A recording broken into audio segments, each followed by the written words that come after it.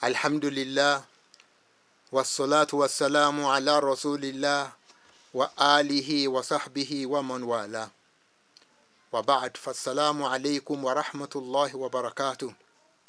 Mo kí gbogbo ẹ̀yin tí ẹ ń sọ èdè káàárọ̀ òjíire bí ní kíkí ti àlàáfíà wípé assalamu alaykum wa rahmatullahi wa barakatuh. Bákan náà gbogbo ẹ̀yin tí ẹ ti ń da ìbéèrè lù wá lọ́tún lósì wípé rògbòdìyàn tó ń ṣẹlẹ̀ ní ilẹ̀ Yorùbá nípa ẹni tí ó ń bu ẹnu àtẹ́ lu àwọn sàábé tí ó ń fẹ́ràn ọ̀kan nínú àwọn sàábé ju àwọn ará yòókù lọ, pàápàá ẹni tó bá sọ wípé òun fẹ́ràn Àlí ju yòókù lọ tàbí tó bá ń sọ ọ̀rọ̀ tó jẹ mọ́ bẹ́ẹ̀ yẹn. Àwọn èèyàn ń ṣe ìbéèrè yẹn lọ́wọ́ mi.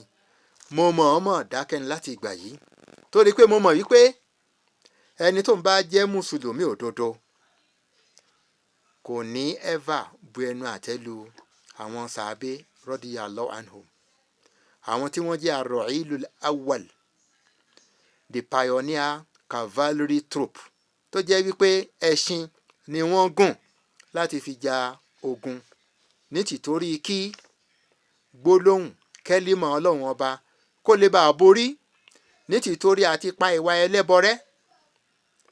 Tá a bá wá rí ẹni tí òun bẹ ẹnu àtẹ́ lu àwọn sàbí ọ̀hún, àwa tí a jẹ́ olùtẹ̀lé wọn gangan ó ti bu ẹnu àtẹ́ lu àwa náà torí wípé àwọn sàbí yẹn àwọn ni wọ́n jẹ́ mediators láàrin àwa pẹ̀lú ànábì Muhammad sallallahu alayhi wa sallam nípa fífi ìsìláàmù jíṣẹ́. Àwọn wá ní resources wa. Tẹ́nìkan bá ti bu ẹnu àtẹ́ lù wọ́n, ó ti bu ẹnu àtẹ́ lù àwa náà. Àwọn sàábé tó jẹ́ pé Ọlọ́run ló fúnra rẹ̀ yàn wọ́n láti wá sáyé bá òjíṣẹ́ rẹ̀ lògbà tí wọ́n fi ń jẹ́ contemporaries fún.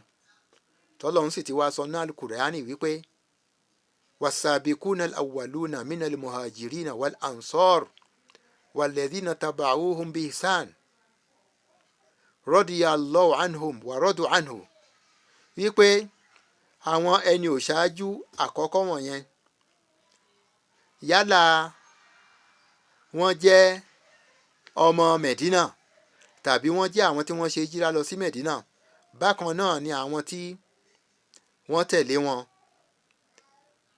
Ọlọ́run ti yọ́nú sí wọn, àwọn náà sì ti yọ́nú sí Ọlọ́run. Ṣé lẹ́yìn ìgbà tọ́lọ́run bá lóun yọ́nú sí wọn lẹ́nìkan máa bu ẹnu ẹ̀tẹ́ lù wọ́n? Ta lè nítọ̀hún tí ó máa bu ẹnu ẹ̀tẹ́ lù àwọn sàbí ànábì Muhammad sallallahu alayhi wa sallam, tí ànábì Muhammad sọ fún wa nípa wọn wípé alaykum bi sunnati wa sunnati al-khulafa'il mahdiyyin ar-rashidin. Ẹ rí wípé ẹ di ìlànà mi mú, ẹ dẹ̀ di ìlànà àwọn khulafa, àwọn àrólé mi tí wọ́n máa jẹ́ ẹni ìmọ̀nà tí wọ́n mọ tí wọ́n ń ṣe. Tamassaku biha, ẹ dì mú o, wa'addu alayha bin nawajidhi, kí ẹ fi eyín èrìgì yín ẹ fi dì mú ṣinṣin bẹ́ẹ̀ ṣe máa ń fi èrìgì di nǹkan mú, bẹ́ẹ̀ náà ni kí ẹ ṣe di ìlànà tèmi àti tàwọn khulafa náà, kí ẹ dì mú nìyẹn. Àwọn khulafa pàápàá àwọn mẹ́rẹ̀ẹ̀rin àkọ́kọ́, Abubakar, Umar, Usman àti Ali, ẹnì kankan kò lẹ́tọ̀ọ́ láti bu ẹnu ẹ̀tẹ́ lù wọ́n.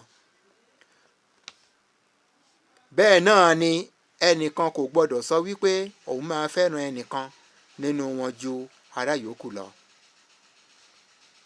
Lọ́dọ̀ wa ìfẹ́ tá a ní sí wọn ó ju ìfẹ́ tí a ní sí mọ̀lẹ́bí tiwa. Bó ṣe rí nìyẹn o. Màá dúró báyìí náà. Mi ò ní fẹ́ sọ̀rọ̀ púpọ̀ jù. Tá a bá rí ẹni tí ó fẹ́ wa ọ̀rọ̀ jáde lẹ́nu mi lẹ́yìn eléyìí tá a wí yìí ẹni tán yóò ṣẹ̀ṣẹ̀ wá gbọ́ ọ̀rọ̀ ńgbà yẹn. Wasalaamu alaykum wa rahmatulahi wa barakatuh.